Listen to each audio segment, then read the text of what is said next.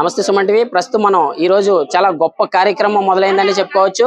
అయితే అయోధ్యలో ఏదైతే మనకి బాలరాముడు ప్రతిష్ట కార్యక్రమం ఉందో ఆ కార్యక్రమానికి సంబంధించి ఈ రోజు దేశ వ్యాప్తంగా కూడా జై శ్రీరామ్ అనే నినాదాలు కూడా స్టార్ట్ అయ్యాయి.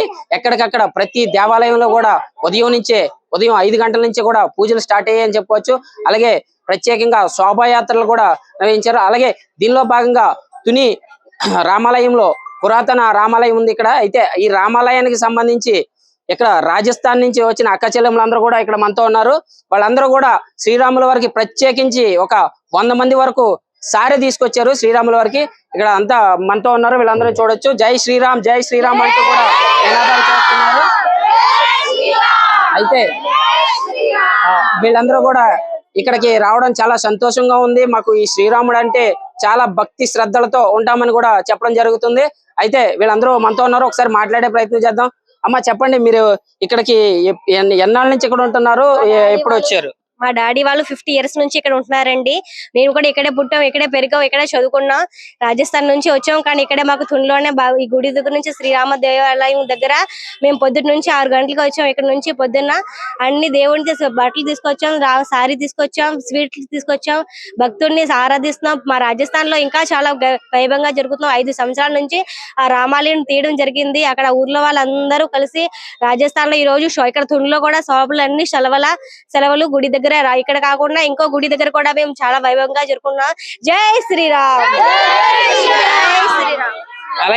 అలాగే ఇక్కడ అందరూ కూడా జై శ్రీరామ్ అనే నినాదాలు అయితే కొనసాగిస్తూ ఉన్నారు.